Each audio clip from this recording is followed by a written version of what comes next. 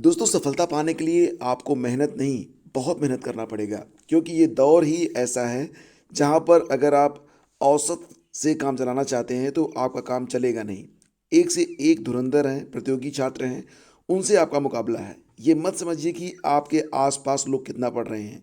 आप ये समझिए कि आपका मुकाबला उन अंतिम 1000 लोगों से है जो उस समय भी किताबों में आंख गड़ाए बैठे हुए हैं जब आप एंटरटेनमेंट के लिए बाहर घूम रहे होते हैं। नमस्कार दोस्तों, स्वागत है आप सभी का स्टडी विद ज्ञान प्रकाश में। देखिए, उत्तर प्रदेश माध्यमिक शिक्षा सेवा चयन बोर्ड पर कल छात्रों ने प्रदर्शन किया है। यह प्रदर्शन कुछ मुख्य रूप से देखा जाए तो 3 मुद्दों पर किया गया था। तो सबसे बड़ी बात तो ये कि यहाँ पर 2016 और 2021 में जो वेटिंग लिस्ट है उसको नियुक्ति को लेकर बात यहाँ पर की गई। तो इसमें यह कहा गया कि जनवरी में ही जो वेटिंग लिस्ट का मैटर है इसको क्लियर कर दिया जाएगा, ये आश्वासन यहाँ पर मिला है। सहायता प्राप्त माध्यमिक विद्यालयों में प्रशिक्षित स्नातक टीजीटी और प्रवक्ता भर्ती 2016 और 2021 के अवशेष पैनल वेटिंग लिस्ट से तैनाती की मांग को लेकर अभ्यर्थियों ने सोमवार को उत्तर प्रदेश माध्यमिक शिक्षा सेवा चयन बोर्ड पर प्रदर्शन किया है। और उनको ये नवल किशोर जी जो कि हैं उप सचिव, उन्होंने कहा कि काउंसलिंग शुरू होने की तैयारी चल रही है। 31 जनवरी तक विद्यालय आवंटित कराने का प्रयास है। तो 2016 के बाद 2021 के जो छात्र हैं उनको भी इसमें शामिल किया जाएगा और इस प्रकार से फिर ये वेटिंग लिस्ट का जो मैटर है इसको क्लियर कर लिया जाएगा। इस बात का आश्वासन छात्रों को मिला है। और वहीं पर फ्रेंड्स, टीजीटी और पीजीटी 2022 का जो नोटिफिकेशन जारी हुआ है उसके एग्ज़ाम कब तक होंगे इसके बारे में जब जानकारी प्राप्त करने की कोशिश की गई तो ये कहा गया कि वर्तमान समय में सदस्यों की नियुक्ति का जो मैटर है वो शासन स्तर पर अभी लंबित चल रहा है। और यही वजह है कि अभी जो सदस्यों की नियुक्ति कब हो पाएगी और उसके बाद परीक्षा कब होगी तो इस पर स्पष्ट तौर से कोई जवाब नहीं मिला है। और ये भी संभावना अब बहुत क्षीण हो गई है कि फरवरी में परीक्षा हो पाएगी।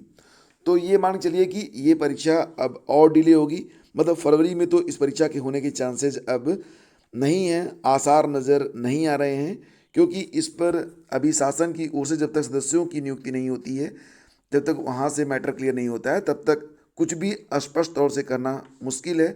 और ऐसी स्थिति में अब यही प्रतीत हो रहा है कि फरवरी मार्च के बाद ही ये परीक्षा संपन्न हो पाएगी। फरवरी में तो चांसेस इसके बहुत ही कम हो गए हैं। हालांकि ये बात कोई कह नहीं रहा, लेकिन चांसेस नहीं के बराबर हैं।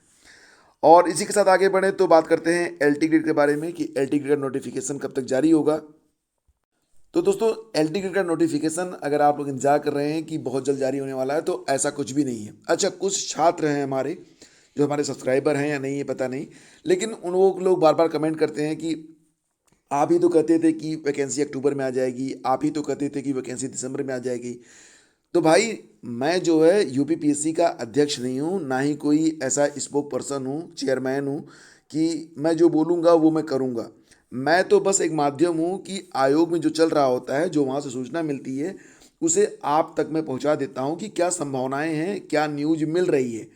तो इस पर अगर आप लोग मेरे ऊपर आरोप लगाओगे तो कैसे काम चलेगा, आप खुद ही सोचो। मैं तो बस समझ लो आप लोगों तक न्यूज़ पहुंचा देता हूं कि हाँ ऐसा हो रहा है, ऐसा होने की संभावना है। मैं कोई ना तो नोटिफिकेशन बना रहा हूँ ना तो मैं नोटिफिकेशन जारी करने वाला हूँ। ठीक है, तो ऐसी बेसिर पैर की बातें कमेंट बॉक्स में मत लिखा करो और जो स्थिति है उसको समझो। आप लोग पढ़े लिखे व्यक्ति हो तो ऐसे कमेंट आपको शोभा भी नहीं देते हैं। बात करते हैं एलटी ग्रेड नोटिफिकेशन के बारे में। तो एलटी ग्रेड नोटिफिकेशन फिलहाल जो स्थितियां हैं तो उसको देखते हुए लग रहा है कि फरवरी या मार्च में इसका नोटिफिकेशन जारी होगा। परीक्षा जुलाई अगस्त से पहले नहीं हो पाएगी। तो आप यहाँ पर देख सकते हैं कि जो एक मैटर चल रहा था ना, जीआईसी समकक्ष का जो विवाद था, तो वो लगभग क्लियर हो चुका है। और ये विज्ञापन आपको जो है देखने को मिल सकता है फरवरी या मार्च के महीने में आने की पूरी संभावना है। तो फिलहाल यही न्यूज़ है और ये अपडेट आपके लिए बहुत ही इम्पॉर्टेंट है। जो लोग एल टी की तैयारी कर रहे हैं भाई, तैयारी करते रहो क्योंकि बहुत ही टफ पेपर आता है। उसमें भी जीएस आता है और जीएस का लेवल जो था वो पिछली बार आप देख सकते हो। और इसलिए मैं आप लोगों से कहना चाहूँगा कि अपनी तैयारी में धार लगाओ। नोटिफिकेशन जारी होने की जब संभावना है, जब खुद ही आयोग कह रहा है कि हमको अध्याचन मिला है, हम जारी करेंगे, तो कब जारी करोगे, कैसे जारी करोगे? अभी कर दो ना, अगले हफ्ते जारी कर दो ना, क्या मतलब क्या बताऊँ। अब देखो यहाँ पर एक सवाल आया था, तो मैंने सोचा कि क्योंकि ऐसी जो प्रॉब्लम्स होती हैं बहुत सारे स्टूडेंट्स को होती थी, तो फिलहाल सभी का समाधान एक साथ कर दिया जाए, इसीलिए इस सेशन में यानी कि मॉर्निंग न्यूज़ सेशन में मैंने इसको शामिल कर लिया है। इनका प्रश्न था कि मेरा ग्रेजुएशन में मैथ फिजिक्स मिलिट्री साइंस था, लेकिन थर्ड ईयर में मिलिट्री साइंस हटा दिया था, तो क्या अब मामला यहाँ पर केवीएस का है, तो केवीएस में टीजीटी मैथ के लिए अप्लाई कर सकते हैं, डेफिनेटली कर सकते हैं। क्यों? थर्ड ईयर में तो एक विषय आपको छोड़ना ही पड़ता है, और इसके मुताबिक आपने थर्ड ईयर में क्या रखा था, मैथ और फिजिक्स, तो आप बिल्कुल एलिजिबल हैं, आवेदन कर सकते हैं। यहाँ पर मैं एक बार फिर से एलिजिबिलिटी को क्लियर कर देता हूँ। देखो, स्नातक में अगर आप टीजीटी में आवेदन करना चाहते हैं, फॉर एग्जांपल मान लेते हैं मैथ में ही आप आवेदन कर रहे हैं, तो स्नातक में आपका जो ऑल ओवर रिजल्ट है वो 50% होना चाहिए। साथ ही साथ मैथ में फर्स्ट ईयर जोड़ लो, सेकेंड ईयर जोड़ लो, थर्ड ईयर जोड़ लो, सारे प्राप्तांक जोड़ लो, सारे पूर्णांक जोड़ लो, वो भी 50% या इससे ज़्यादा ही होना चाहिए, तब जाके आप एलिजिबिलिटी धारण करते हो। मतलब ये नहीं कि सिर्फ एक एलिजिबिलिटी हो कि 50% है काम चल जाएगा, नहीं, संबंधित विषय में भी 50% होना चाहिए। और बाकी जो विषय होते हैं इंग्लिश में, तो 3 साल इंग्लिश चाहिए, हिंदी में 3 साल हिंदी चाहिए, और एसएसटी में any two of the following, मतलब यहाँ पर आप देख सकते हैं कि 2 विषय इसमें से होने चाहिए, history geography, economics and political science, of which one must be either history और ज्योग्राफी। तो हिस्ट्री या ज्योग्राफी जरूरी है, उसी के साथ साथ बाकी इन दोनों में से जो अल्टरनेटिव हैं कोई भी एक अगर आपका होगा, तब आप सोशल साइंस में आवेदन कर सकते हैं। साइंस के लिए बॉटनी, जूलॉजी और केमिस्ट्री चाहिए, और संस्कृत के लिए Sanskrit as a subject in all the 3 years. इसके अलावा बीएड भी जरूरी है, सीटेट का सेकंड पेपर भी जरूरी है, और proficiency in teaching in Hindi and English, मतलब हिंदी और अंग्रेजी भाषा में आपको बोलना चालना आना चाहिए, समझना बूझना, ठीक है, और कंप्यूटर का नॉलेज तो मस्ट है। तो ये सारी चीज़ें अगर आपके पास हैं तो आप इसमें आवेदन कर सकते हैं। और देखो, एक ड्रामा रोज ही चलता रहता है। इलाहाबाद विश्वविद्यालय की एमटीएस की परीक्षा कल हो रही थी, तो एक छात्र वहाँ पर बुकलेट लेकर भाग गया, काफ़ी खोजा बिना गया उसे, लेकिन वो मिला नहीं। फिलहाल उसके अगेंस्ट जो है एफआईआर दर्ज कराने की तहरीर यहाँ पर दी गई है। तो अजीब बात है भाई, लेके भागे क्यों? खैर, इस मामले में एफआईआर सहित सभी आवश्यक कार्रवाई सुनिश्चित की जा रही है। इससे क्या हो जाएगा लेके भागने से?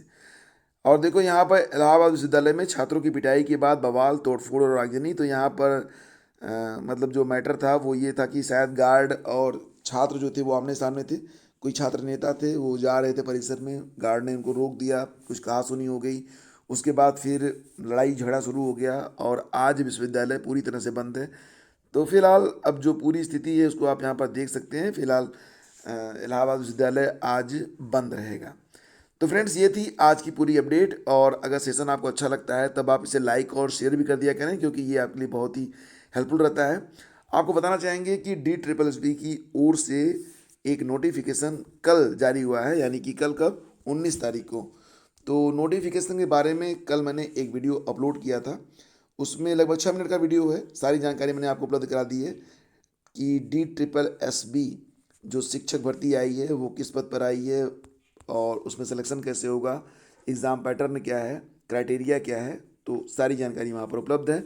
अगर आप लोग देखना चाहते हैं, वीडियो का डिस्क्रिप्शन और पहला कमेंट बॉक्स जाके चेक कर लेना। वैसे ही फ्रेंड्स, यूट्यूब आपको जो है बार बार नोटिफिकेशन भेजता ही नहीं है, 1-2 वीडियो का नोटिफिकेशन पहुँच जाए बहुत है।